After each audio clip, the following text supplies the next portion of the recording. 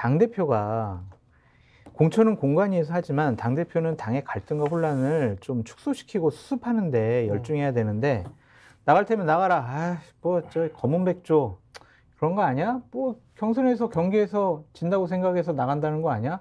아니 나갈 사람 다 나가버려. 이런 식으로 냉소적으로 경쟁자들에게 상처를 주는 거는 좀 옳지 못하지 않느냐. 근데 저는 그런 생각은 들어요. 모든 게 이재명 탓이냐라고 하면 좀 서른 의원하고도 인터뷰 많이 했고 홍영표 의원도 마찬가지고 여러 의원들이랑 인터뷰를 했는데 솔직히 말해서 서른 의원 같은 경우는 조홍천 의원 같은 경우는 약간 좀 다를 수 있어요. 한 20분 정도의 인터뷰 시간에 가령 언론에 나온 거는 그렇지 않지만 대통령 윤석열이라 대통령에 관한 비판이 10분 이상 있었던 사람이 있나? 그러면 한 10분 정도 그리고 당에 뭐 쓴소리를 할 수 있어 충분히. 근데 이제 국민의힘 의원들 나오면 어떻게든 이제 딸랑딸랑하면서 피해가려고만 노력하고 뭐 계속 대통령 지키기 앞장섰단 말이에요. 맞아요. 모두 유승민과 이준석 빼고는 다 마찬가지야. 이현주 정도 빼고는. 그런데 장성철 빼고 네. 마찬가지야. 근데 민주당의 이른바 이제 그 비주류라고 하는 사람들이 나와가지고 하태경도 이런 식으로는 절대 안 하거든요. 네. 하태경 의원도. 근데 서른이랄지 나와서 노골적으로 욕만 하다가 하거든요. 이재명 이재명 욕만 하고 가. 그러면 저게 2년 동안 당내 화합과 통합을 위해서 본인은 그리고 당원들을 설득시키기 위해서 야 윤석열 대통령이 너무 못하니까 어떻게 좀 심판을 해봐야 되겠다는 그 노력을 서른이나 홍영표 등이 얼마나 많이 했나. 이만큼이라도 했나. 아니면 이준석이나 유승민 정도의 한 10분의 1이라도 했나.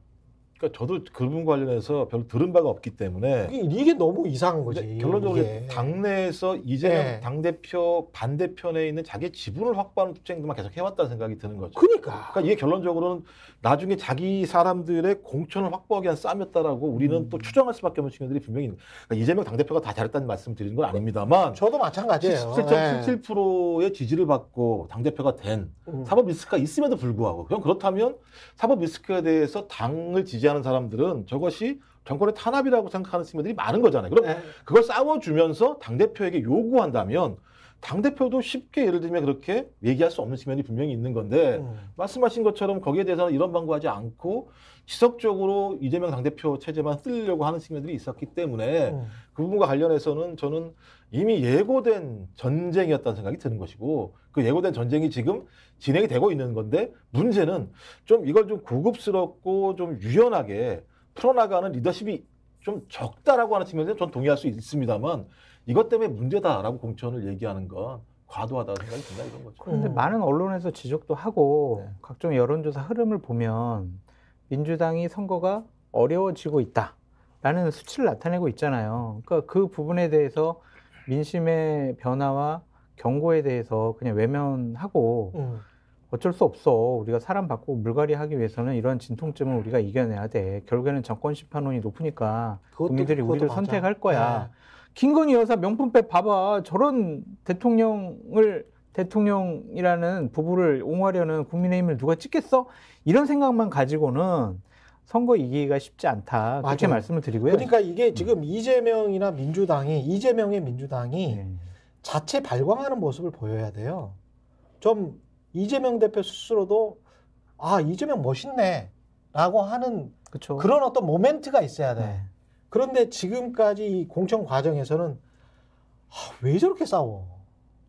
그리고 또 왜 저렇게 싸워? 그런 모습만 보였기 때문에 지금부터는 모두를 확 달리하지 않으면 이게 지금 사람들을 특히 중도층을 끌어안기가 쉽지 않아요. 오르신 말씀이고요. 네. 지지층도 분열될 것 같아요. 그러니까 친노, 친문 세력들이 12년 동안, 20년 동안 해먹은 거 이번에 좀 물갈이 해야 돼. 네. 그럼 당연히 그럴 수가 있죠. 새로운 인물들이.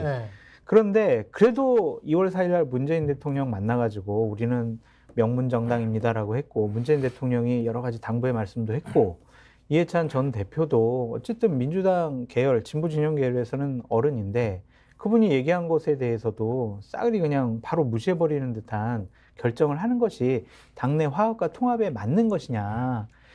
거듭 말씀드리지만 지역에서 지지층이 분열되면요 선거 못 이긴다니까요. 후보가 따로 나가고 맞아. 나는 정말 임종석 너무 좋아. 근데 전현희 성동갑에 갑자기 낙하산으로 내려왔어? 나는 정말 국민의 후보는 찍지 못하겠지만 나 나가서 나 전현희 후보 못 찍겠어. 이렇게 생각하는 사람들의 마음을 달래줘야죠. 아유 그래요. 우리 임종석 우리 전 실장도 정말 민주당의 진보 진영의 좋은 자원이고 훌륭한데 저희가 정말 이번에는 이렇다고 설득을 하든지 해야지. 그거 안 하고 나갈 테면 나가세요. 이거는 상처 주는 거예요. 제가 볼 때는 장 소장님의 충정으로 생각을 하고. 충정! 저 보수우파 패널이에요. 그러니까 말씀하신 것처럼 갈등들이 존재했었고요. 그러니까 두 가지 층이 있는데 하나가 이제 심층에는 정권 심판에 대한 국민들의 분노가 되게 높은 건 사실이죠. 그럼요. 이제 또 하나가 뭐냐면 그럼 찍을 만한 정당이 어디 있어? 찍을 만한 인물이 어디 있어라고 하는 측면인데 여기서 민주당 지지층과 중도층을 최대한 투표하게 만들어내야 되는 이 두 가지가 결합됐을 때 압승할 수 있는 거라는 생각이 드는 건데 지금 말씀하신 두 번째 문제와 관련해서 이렇게 갈등이 심하게 되면 민주당과 중도층 같은 경우 투표에 나오지 않을 가능성이 높잖아. 그럼 투표율이 떨어지게 되면 수도권에서 소위 승리할 수 있었던 지역 자체가 박빙으로 가게 되고 박빙인 지역이 질 수밖에 없는 거 아니냐 이런 말씀을 하신 거에 대한 고려는 분명히 전 내부에 사고 있을 거라 생각이 드는데 1차적으로 사건이 도드라져서 그런 게 합니다만 소위 과거에 친문이라고 얘기했던 현역 의원들 상당 부분 다 단수로 공천됐어요. 실제적으로는. 그러니까 대부분 다 돼 있어요. 몇 가지 지역입니다. 몇 가지 그렇더라고. 지역. 핵심적인 인물들이에요. 상징성이 있잖아요. 왜냐하면 저는 임종석 전 비서실장 제가 개인적으로도 아는 분입니다만 뭐가 문제냐면 이 지역은 홍익표 전 원내대표가 이미 다 떠났기 때문에 서쪽 올라갔죠. 전략 지역이에요. 여기는 예를 들면 그러니까 상식적으로 정치를 잘 아시는 분이기 때문에 본인이 거기에 들어가는 것과 관련해서 제가 작년에도 많이 타진했던 걸로 알고 있어요. 임종석 전 비서실장 스스로. 근데 한 번 정계 은퇴를 했던 분이 또 국회의원 출마를 하면서 제가 볼 때는 임종석 실장도 좀 욕심이 너무 많아 보이는 게 본인이 중성동 그 성동에 한양대 있지 않습니까? 본인이 한양대 전대협 의장 출신이고 그래서 이제 한양대 있는 곳으로 가겠다. 그럼 너무 쉬운 곳을 이른바 중진이 대중적 인지도 높은 중진이 그러면 그것과 가령 뭐 경남의 김태호다 도지사까지 했어.